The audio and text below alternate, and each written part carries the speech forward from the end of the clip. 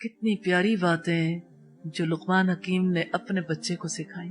تربیت اولاد کے لیے رہنما اصول ہیں، جن میں سے ایک یہ ہے، یا بنیا ان تک مثقال حبۃ من خردل، اے میرے چھوٹے بیٹے، اگر کوئی رائی کے دانے کے برابر ذرہ، سوچے کتنا چھوٹا ہے، اور بچے کا ذہن سوچ رہا ہے رائی کا دانہ، وہ چھوٹا سا دانہ، اور دانے کو کہاں پہنچا دیا، فتکن فی صخرۃ، اگر وہ کسی چٹان کے نیچے ہو، او فی السماوات، یا آسمانوں میں چلا گیا اب وہ ذرہ. آپ امیجن کر کے دیکھیے سورج کتنی روشنی میں وہ ذرہ جو آسمانوں میں چلا گیا، ستاروں سیاروں کے درمیان، کسی کو نظر آ سکتا ہے؟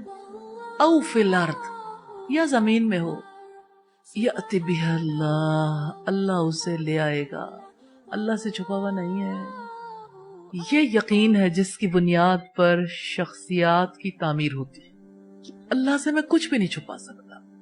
جس بچے کی شخصیت اس بنیاد پر اٹھتی ہے وہ بچہ صالح ہوتا ہے، اس کے اندر نیکی پروان چڑھتی ہے.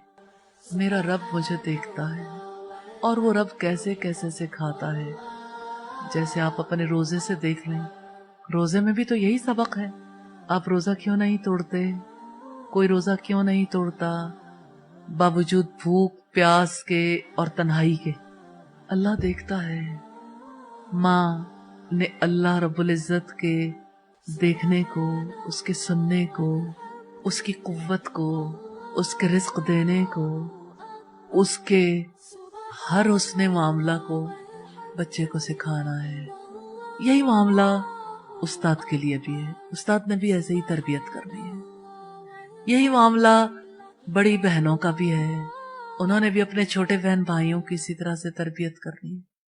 یہی معاملہ ہر مسلمان مرد اور عورت کا ہے، اور یہی معاملہ ہر انسان کا. میرا رب مجھے دیکھتا ہے.